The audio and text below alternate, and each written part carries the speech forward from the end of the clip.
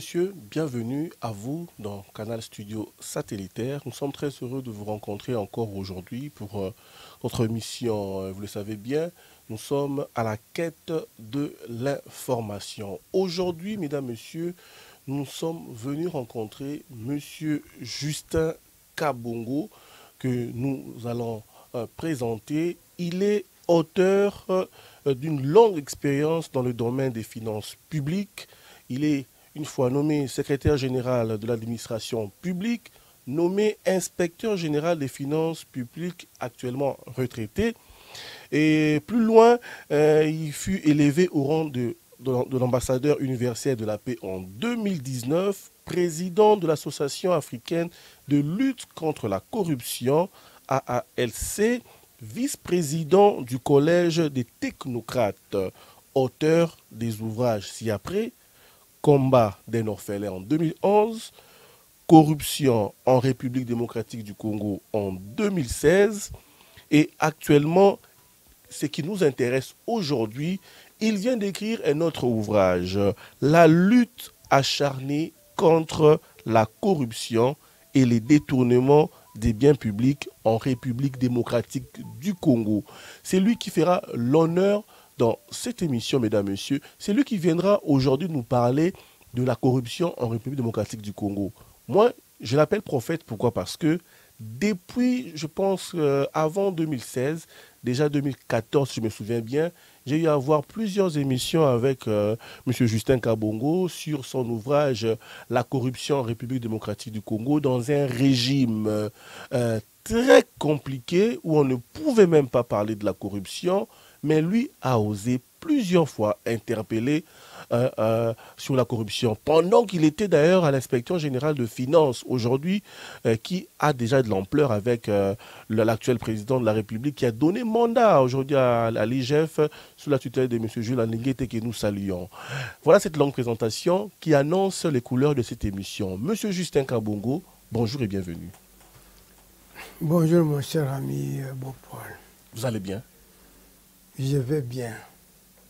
En retraite, ça se passe bien? Non, je ne suis pas fatigué. Pour la République, je ne suis pas fatigué. Ça se voit que vous n'êtes pas fatigué. Après plusieurs ouvrages, vous continuez à écrire. Pourquoi? Oui, je crois que si je suis arrivé là où je suis arrivé, c'est grâce à la République. Et si je peux encore fournir un peu d'effort pour la République, je le ferai malgré les difficultés que nous rencontrons dans la vie.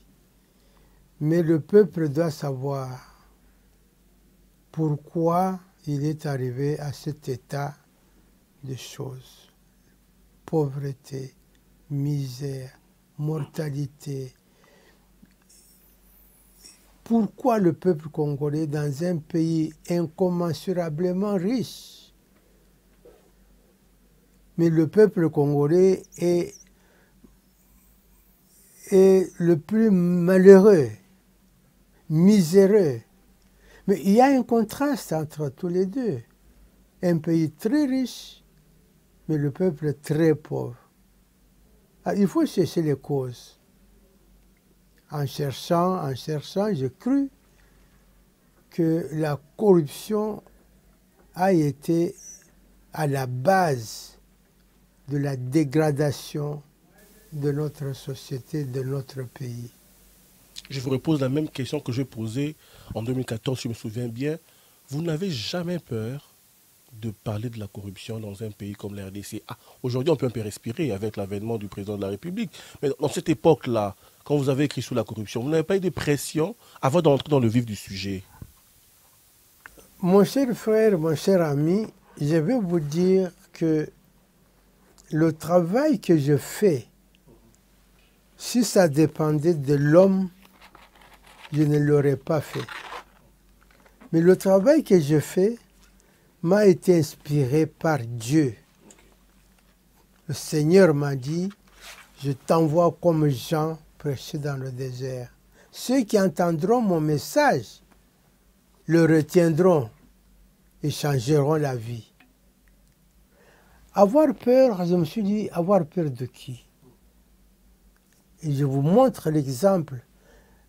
J'ai fait le vernissage du livre vendredi dernier, le 22.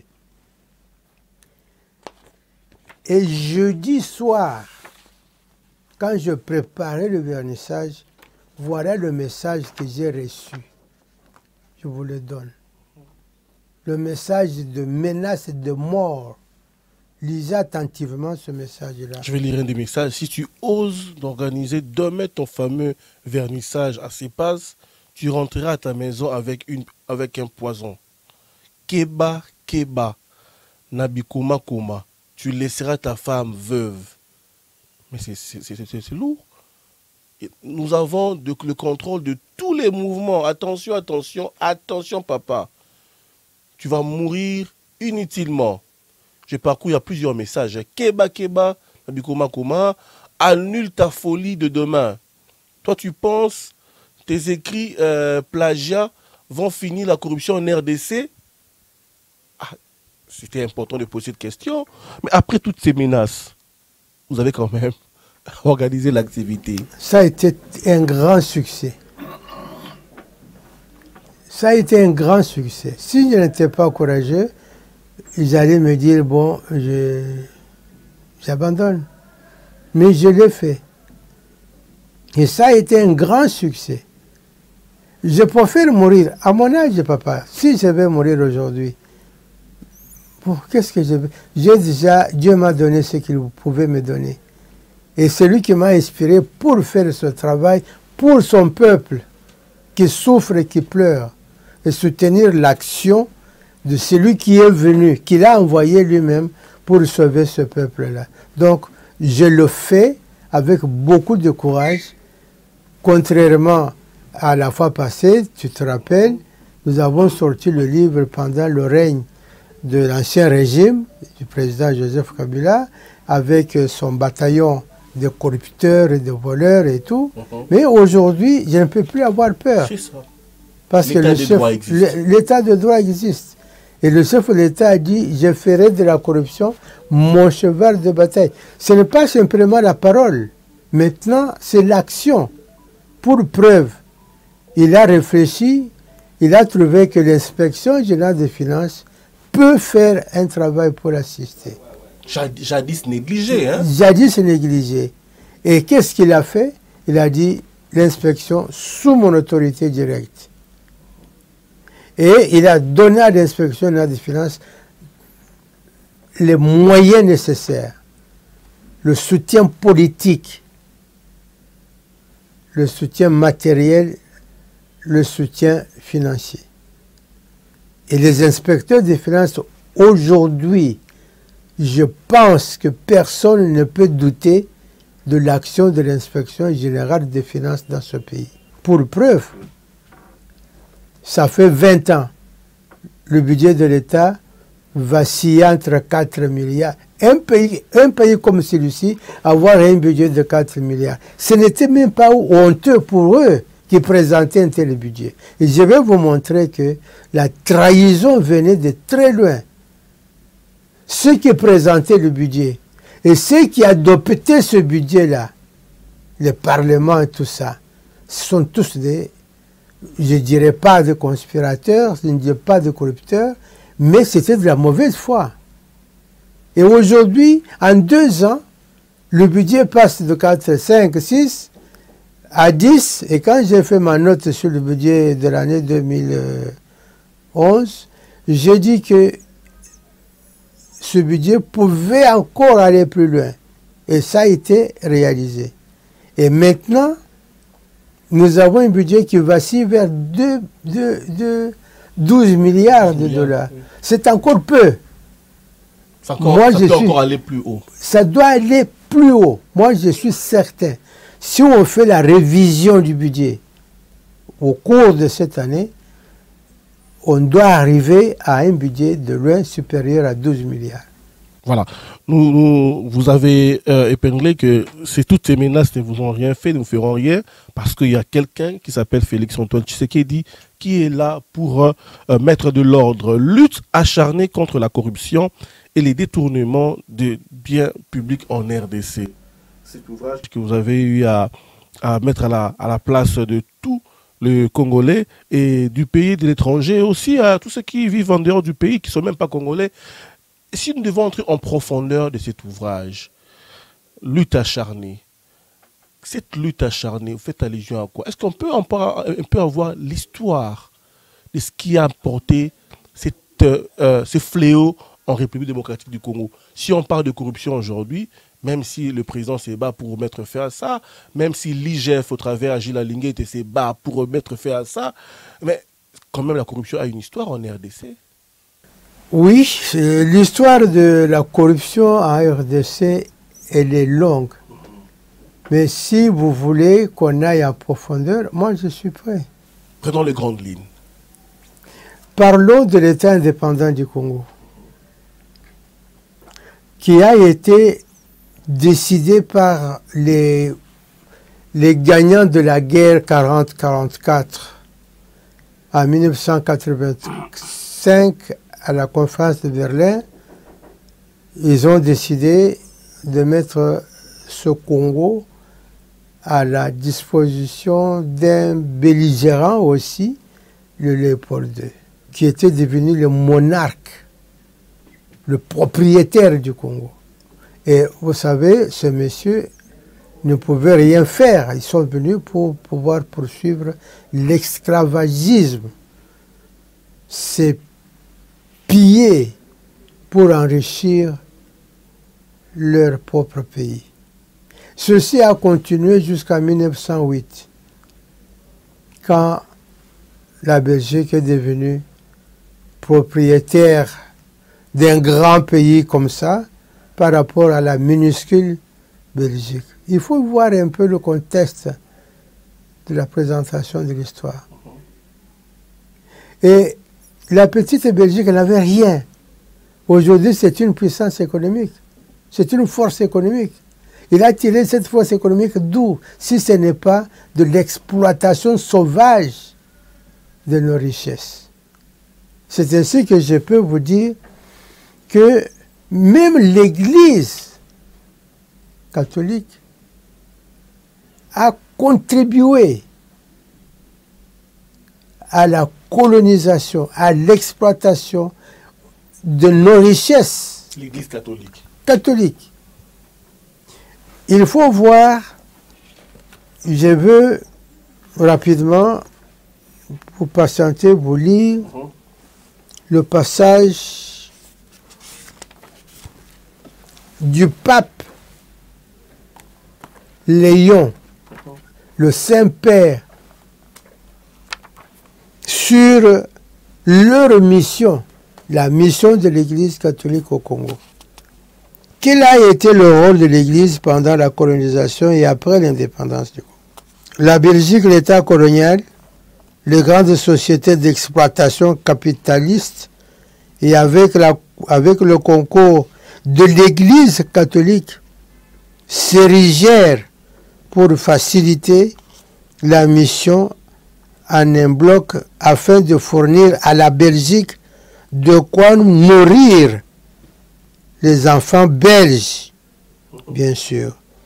La Belgique devient grande, respectable dans le concert de puissants coloniales.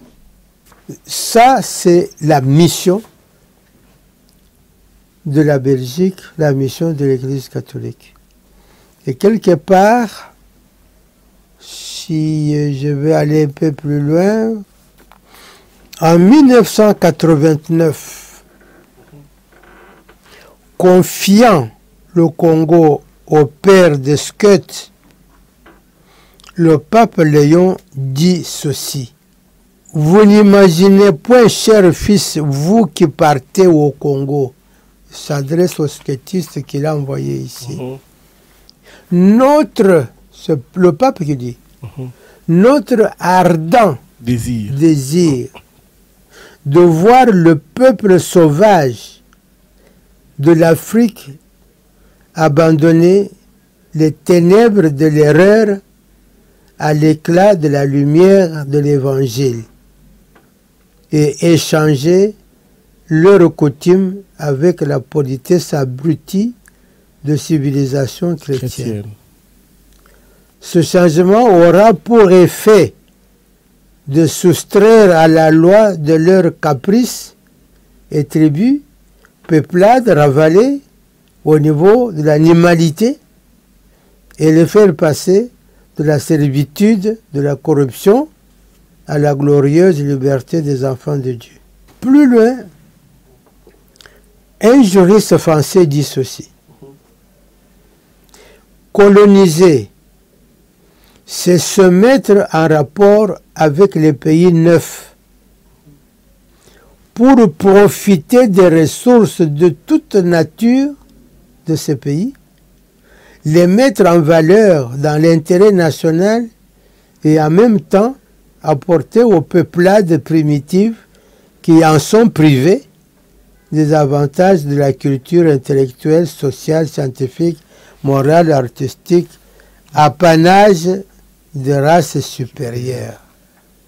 Mon cher journaliste, à la lecture, entendre ces messages qui viennent du Saint-Père. Et en 1906, ils ont signé ce qu'ils ont appelé la Convention missionnaire, où l'Église a signé des accords avec la colonisation pour venir exploiter nos ressources, pour enrichir leur pays. Ils ont dit clairement, le pape dit aller pour notre pays, leur pays, prendre nos richesses pour chez eux. Vous comprendrez que l'exploitation de notre pays, ce n'est pas une question de hasard. Nos propres fils à nous, qui ont accédé au pouvoir, je vous ai dit que malgré leur volonté politique de rendre le pays indépendant, reconnaissez qu'ils n'étaient pas préparés à ce niveau pour comprendre le message de l'indépendance qu'ils ont acquise, malheureusement. Et ils ont cru que l'indépendance, c'est replacer les Blancs là où ils étaient, mais ils ne savaient pas qu'il y avait des problèmes sérieux. Vous allez comprendre que la corruption dans notre pays, la corruption est partout, partout. Je ne vous ai pas dit ce que ça veut dire, la corruption. Mais imaginez-vous que la corruption est partout. Ici, il y a l'OCDE, l'Organisation commerciale de développement européen, tout ça. Ils disent que la corruption est un phénomène mondial qui touche tous les pays développés que les pays en développement. Elle affecte tous les niveaux de pouvoir. Ce n'est pas moi qui dis ça. La corruption affecte tous les niveaux de pouvoir. La corruption devient une caractéristique de la mauvaise gouvernance. Donc, elle affecte tous les niveaux de pouvoir. Il n'y a personne qui échappe à la corruption. Et moi, je le dis dans mon travail, comme nous l'avons dit dans le travail de 2016, dans notre pays, il n'y a aucun secteur de la vie nationale qui échappe à la corruption. Et pire encore, maintenant, la corruption a été institutionnalisée. Elle est devenue dans les mœurs de l'administration de la vie nationale. Alors, il faut être bien armé pour aller combattre ce fléau. Il faut des forces qui ne peuvent pas venir de l'homme, des forces qui viendraient de Dieu C'est Dieu qui peut nous donner ces forces pour aller s'attaquer à ça. Mais si c'est Dieu qui donne les forces pour s'attaquer à ça, on entendrait dire, si déjà ça commence à partir de la colonisation, nous pouvons dire aujourd'hui que nous n'étions pas préparés à vaincre la corruption, ce qui a fait qu'aujourd'hui, on est facilement livré à ces fléaux-là, à ces comportements-là de corruption. Mais, mon cher ami journaliste, vous comprenez très bien l'analyse que j'ai faite. Si hier, on pouvait espérer qu'avec l'indépendance, avec le nationalisme, avec l'esprit patriotique qu'ont affiché nos premiers dirigeants, Lumumba, Kasavubu et les autres, si on était parti sur cet élan-là, je pense qu'on aurait sauvé quelque chose. Mais si on a raté cet élan-là, pourquoi condamner aujourd'hui ceux qui se livrent dans la corruption? Parce que déjà, les racines n'ont pas réussi. Oui, mais la corruption, c'est un vice. Okay. Je vous ai dit qu'elle est institutionnalisée. C'est un vice, c'est un péché, c'est un crime. Moi, j'ai dit plus tard, quelque part, qu'il faut qu'on crée une armée contre la corruption. Okay. Et cette armée, c'est comme on vient de nous agresser, nous prenons notre armée, allez, on va se battre avec ceux qui nous agressent. Mais c'est le travail que l'IGF fait, l'appel s'est fait déjà. Oui, justement. L'IGF, si il le fait, comme je le dis, avec beaucoup d'abnégation, beaucoup de courage, beaucoup de risques personnels pour le chef comme pour les inspecteurs quand ils s'en vont dans des missions. La preuve est que moi, je ne suis pas en mission, j'ai écrit, mais tu vois la menace qui est là, sur moi. Mais est-ce que cela suffit pour combattre la corruption? Est-ce que l'homme seul, comme j'ai dit tout à l'heure, le chef de l'État qui a dit « je ferai de la corruption mon cheval de bataille », lui seul, est-ce qu'il peut réussir à combattre la corruption? Il a autour de lui le Parlement, le Sénat, le gouvernement. Est-ce que tous ceux qui sont au Parlement aujourd'hui, tous ceux qui sont au Sénat aujourd'hui, ceux qui sont au gouvernement aujourd'hui, ceux qui sont dans des entreprises aujourd'hui, est-ce qu'ils parlent le même langage avec le chef de l'État? C'est ça le grand problème aussi. C'est ça le problème.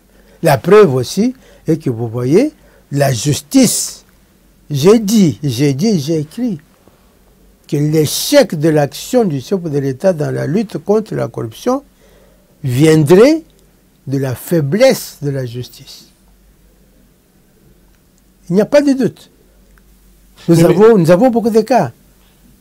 Mais M. Justin Kabong, vous ne trouvez pas que même le chef de l'État actuel travaille presque avec les mêmes personnes qui ont dirigé dans le passé? Parce qu'aujourd'hui, si on remonte la colonisation, nous avons Lumumba, Kasavubu, après Mobutu, nous avons Kabila le père, Kabila le fils. Toutes ces personnes-là ont emporté le pays dans un trou profond de la corruption. Et aujourd'hui, le président de la République qui vient, 40 ou 50%, on peut le dire, ces gens qui travaillent avec lui ou qui sont encore dans les institutions de l'État, on travaille avec les régimes passés, les anciens régimes. Mais comment nous allons faire pour finir ces... Oui, justement, ce n'est pas tellement... C'est dangereux, mais il n'y a pas de secret dans tout ça. On peut réussir. On peut réussir à poursuivre notre lutte. Pourquoi j'ai dit qu'on peut réussir? On dit que le pays, l'avenir d'un pays dépend de ce que le pays a fait de sa jeunesse. Voilà déjà une sorte de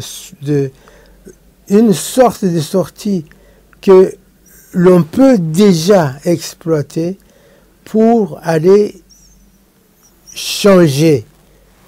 D'où le chef de l'État a créé ce qu'il a comme appelé la commission de changement, Ah, changement pour coordination pour le changement de Oui, la mentalité. coordination pour le changement de mentalité. Mentalité. CCM. Oui. Mais on les entend pas. Hein? On les entend pas. Malheureusement, comme vous le dites, on ne les entend pas. Je vous dis très bien, on ne les entend pas. Mais le changement de mentalité proviendrait d'où? Ok. Pourquoi le changement de mentalité? C'est ça, justement. Il faut changer la mentalité de la population. C'est ça le travail que nous faisons, toi et moi, maintenant, dans ce bureau ici.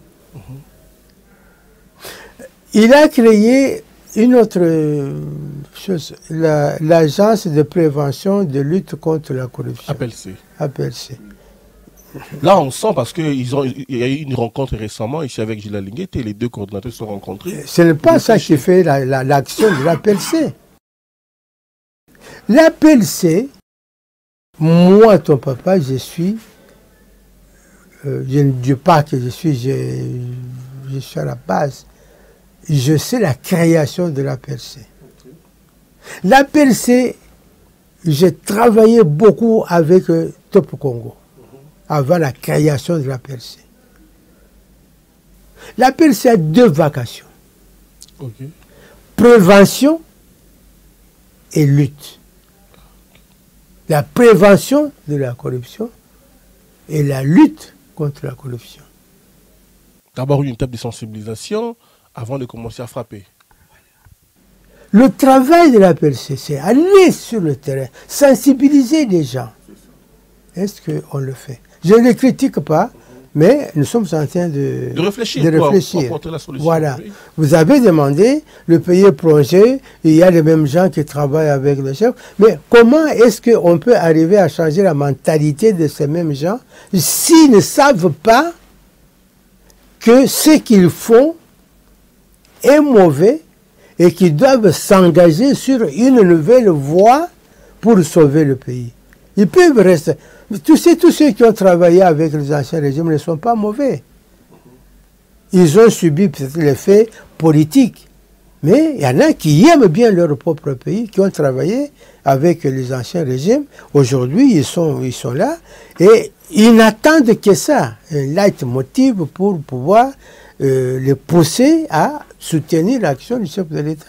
Donc, moi je pense qu'il faut commencer par la base, l'éducation de la population par la base. La base, c'est la famille. Il faut commencer par la base, mettre sur le pied des moyens pour aller vers la base. Aller vers les parents. Parce que demain, ce sont ces enfants qui seront à la tête de ce pays. Et si ces enfants, à leur naissance, même au sein de leur mère, n'ont pas le message de changement, ils vont continuer dans le spectre de la corruption. Mais si, à la naissance, ils ont un message nouveau du changement, ils vont grandir dans le changement à partir de leur famille. Mais M. Justin Kabongo, quand vous dites que vous devez rentrer sur la base, moi c'est une théorie que j'ai apprise de vous aussi depuis très longtemps. Il faudrait retourner vers la base pour commencer à reformer, mais en attendant que cette base-là soit formée, mais ceux qui sont dessus évoluent avec la corruption. Oui, mais alors à ce moment-là, il faut des sanctions. Il faut punir. Okay. Parce que aujourd'hui, nous sommes arrivés à l'état de droit qui va estomper, tant soit peu, tout le processus du passé. Tu as volé, on te prend, on te juge. Et c'est là où j'ai dit que l'échec de l'action du président de la République dans la lutte contre la corruption viendrait de la justice. Et si la justice n'y lit pas le droit à l'encontre des délinquants financiers, de tous ceux qui ont mal géré, qui ont détourné les biens, il n'y aura pas de changement. Arrêtez, ça ne sert à rien. Parce que demain, il va se retrouver sur la route, il va se moquer même de vous. Mais il faut lire le droit, arrêter, lire le droit. Tu as volé bien de l'État, oui. C'est confirmé, oui. Où sont ces biens-là? Si l'État récupère des immeubles, des maisons de l'État on a fait la prédation, ils ont pris les biens de l'État, ils ont transformé avec des faux contrats, avec des affaires foncières, avec l'habitation, ils ont fait... On entre au dossier maire qui sont là d'administration. Tu as mal acquis, tu as mal acheté, ça ne t'appartient pas. L'État récupère ça, mais pas en catimini. Il faut que le peuple sache que l'État a récupéré tel immeuble, c'était pour le peuple. L'État a récupéré telle concession, c'était pour le peuple. L'État a récupéré telle forêt qu'on avait vendue à des X par tout ça, l'État a récupéré ça. Mais il faut que le peuple sache pour donner du crédit à l'action de l'État aujourd'hui. L'anonymat ne profite pas du tout. Nous travaillons pour que le peuple sache pourquoi il est malheureux, pourquoi il souffre, pourquoi le peuple ne marche pas. Mais que le peuple sache en donnant des exemples. Mon cher ami journaliste, vous m'avez parlé de l'inspecteur général à Lingueté et de l'inspection générale dont je suis encore membre. Voilà. Mais tout le travail que nous faisons, si le résultat n'arrive pas, mais les gens vont se dire, mais ça, merde, ça ne sert à rien. Et c'est ce que c'est en catimini déjà, les gens disent, bon, ils ont fait des rapports ici, ils ont fait des rapports là-bas, on ne voit pas les résultats. Les gens en parlent. Hein? Les gens en parlent. Il y a certains résultats que vous étouffez, il y a certains résultats que l'inspection générale des finances n'aime pas livrer. C'est comme si ça s'attaque seulement aux faibles. Je ne sais pas. Là, c'est ce que les gens disent. Moi, je suis de la maison. Le travail de l'inspection générale part d'un ordre de mission. Okay. Si les gens veulent savoir ce que cet ordre de mission qui a été signé par l'inspecteur général à Lingueté, confié à l'inspecteur XY, ça aboutit à quoi? Ça aurait été un grand succès. Parce que vous savez, les missions de l'inspection générale des finances ne sont pas nécessairement des missions d'arrêter les gens. Ce sont aussi des missions de formation des gestionnaires, formation de ceux qu'on a contrôlés. Pas nécessairement pour arrêter, mais il y a des missions pour lesquelles nous constatons des flagrances, des détournements, comme nous avons dit, détourneurs de fonds publics. Il y en a. Les résultats sont là. J'ai donné à mon assistant ici de me sortir les statistiques des résultats des contrôles que l'inspection a fait depuis un certain moment, avec les fonds récupérés, qui ont été récupérés par le Trésor. Mais le peuple ne le sait pas. C'est normal que le peuple dise on ne voit pas, parce qu'on ne leur dit pas. Il y a manque de communication. De communication. Voilà. Mais moi, j'insiste. Pour moi, le travail qu'on fait aujourd'hui, sous l'autorité du chef de l'État, doit être médiatisé. Parce que l'argent qu'on a volé, les biens de l'État qu'on a pillés, je dis bien, ça appartient au peuple congolais. C'est le propriétaire de tout ça. Il faut que le peuple congolais sache ce qu'on a fait de ses biens, de son argent. Si on a récupéré, qu'on dise on a récupéré autant. Et on le dit. Mais le peuple doit être patient. C'est un travail qui a commencé il y a à peine 2 ans. Et les résultats sont là, à travers d'abord l'évolution du budget, l'amélioration des recettes dans les entreprises, dans les régies financières. Les recettes sont parties du simple au quintuple dans toutes les régies financières parce qu'on a mis fin à toutes les pratiques qui se faisaient dans des régies avec la complicité des autorités politiques. On a mis fin, l'inspection a mis fin à tout ça. Aujourd'hui, l'argent entre, ni à la douane, ni aux impôts, comme à la DGRA. L'argent entre. Mais il faut continuer, ça moi je le dis, je suis de la maison, mon avis, il faut au niveau de la douane, j'ai un cas que j'ai relaté, que j'ai mis dans le livre, poursuivre l'effort aux frontières. Il y a le cas des importations qui viennent des pays Asie, via les ports de Kenya, de Mombasa. Je vais vous dire qu'il y a eu une période où toutes les recettes douanières des importations qui venaient de Mombasa, de Dar es Salaam, perçues dans les douanes, n'étaient pas reversées au compte du Trésor. Et ils prenaient des décisions de destination sur ordre des dirigeants qui étaient là-bas. Tu as compris le problème. Mais si aujourd'hui, on fait l'attention pour voir, je pense que ce sont des millions d'argent qui viendraient dans les caisses de l'État. Là, on parle déjà des détournements. Vous écrivez « Lutte acharnée contre la corruption et les détournements de biens publics ». Vous avez fait allusion à la jeunesse. Comment la jeunesse va-t-elle se retrouver pendant qu'il y a détournement de biens publics? Ça veut dire quoi aussi, détournement de biens publics? Très bien. Qui détourne les biens publics?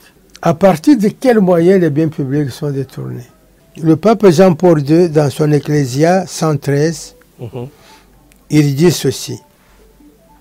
En RD Congo, c'est le pape, hein, Jean-Paul II, avant le pape François. Les problèmes économiques sont aggravés par la malhonnêteté de certains gouvernants. Corrompus. Hein? Ça, c'est le pape Jean-Paul II qui le dit avec courage, avec conviction. Le pape dit, c'est corrompus qui agissent de connivence avec les intérêts privés locaux ou étrangers. C'est le cas des banques comme BGFI, toutes les banques qu'on a créées pendant l'année 2010 à 2020. Ils sont créés pour faciliter l'exportation de nos richesses, pour faciliter l'exportation des fonds publics. Et appauvrir les Congolais. Et appauvrir le Congolais, avec la complicité des Congolais. Voilà ce que le pape vous dit. Donc ce n'est pas moi. Le pape vous dit clairement qu'avec la complicité, malhonnêteté de certains gouvernants corrompus qui, de connivence avec les intérêts privés locaux ou étrangers, détournent les ressources nationales à leur profit, transfèrent les deniers publics, l'argent. L'argent. Les deniers publics veut dire l'argent. Sur leur compte privé dans les banques à l'étranger. Voilà comment voulez-vous qu'on améliore l'enseignement des enfants quand l'argent qui doit servir à ça est détourné, pris par ceux qui ont le pouvoir et qui n'investissent pas ça dans le pays, mais qui vont mettre ça dans leur compte à l'étranger. Et je peux vous dire, beau Paul, ton papa, je voyage. Quand je vais en Europe, depuis 20 ans, j'étais là, je connais ce que je voyais. Et quand je vais maintenant, je vois là où c'était la brousse. Là où c'était la brousse dans les pays d'Europe, là, c'est des immeubles, c'est des villas, c'est des entreprises maintenant. C'est avec quel argent? Je pense que c'est l'argent de ces pays-là. C'est notre argent ici, papa. C'est notre argent ici. Des millions, des milliards qu'on vole ici, là, on exporte. dans les banques à l'étranger. Qu'est-ce qu'on en fait? Vous pensez que les banques là ont mis l'argent de côté, disent ça c'est pour Bopor, on ne peut pas toucher. Ça c'est pour Kabo, on ne peut pas toucher. C'est de l'argent qui est recyclé dans leur propre économie. Et vous qui avez exporté l'argent, est-ce que vous savez ce qu'on en fait?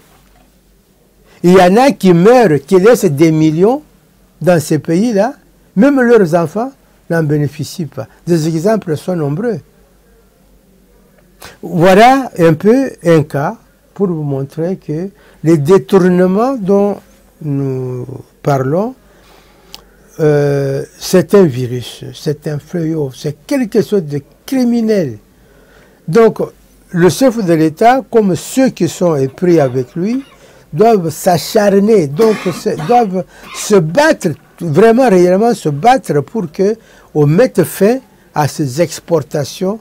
On vérifie tout ce qui est transféré frauduleusement par les banques. Ces banques ici-là, on doit les sanctionner. Les dirigeants de ces banques qui ont facilité les opérations ici, on ne peut pas les laisser libres. Voilà le problème, papa. C'est grave. C'est très grave. Vous dites ici, dans votre au chapitre 5 de votre ouvrage, le comportement des dirigeants politiques face à la corruption. Vous venez d'épingler ça ici. Mais comment mettre fin à ces comportements des dirigeants face à la corruption?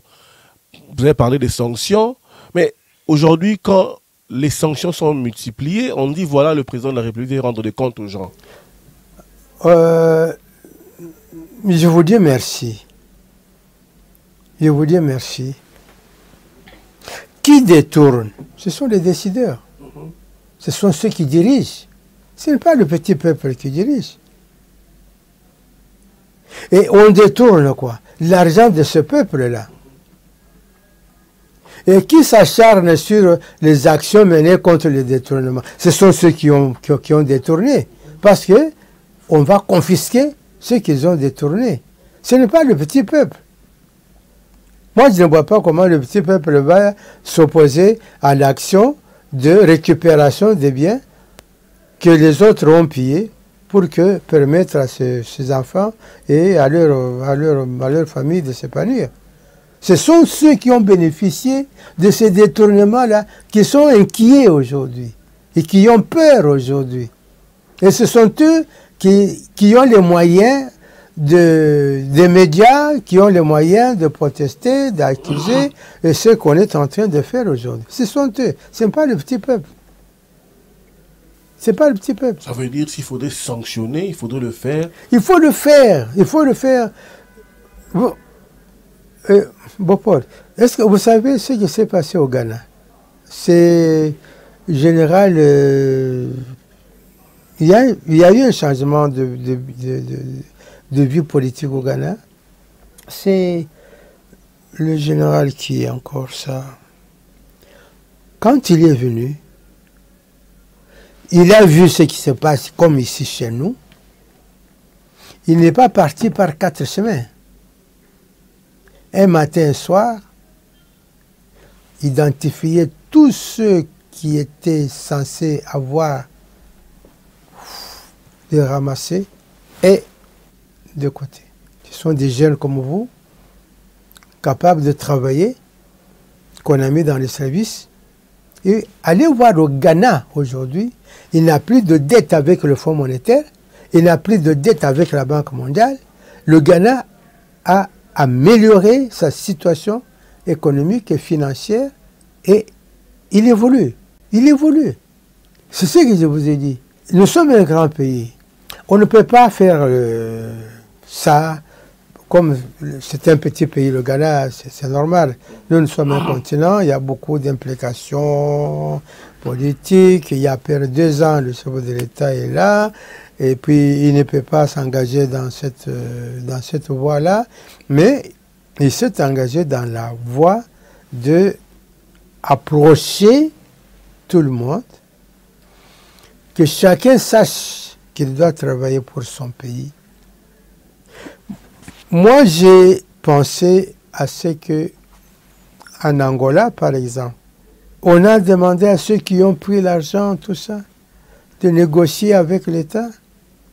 Il y en a qui ont remis une partie de leur argent pour participer à la relance de l'économie de l'Angola. Pourquoi pas? Si on demandait à ceux qui ont volé, qui se sont follement enrichis, je dis, bon, c'est l'argent du peuple. On ne vous demande pas de la mort. Mais restituez quand même une partie pour permettre à votre peuple de se relancer. Vous avez pris tout ça, vous allez mettre à côté. Mais vous laissez votre peuple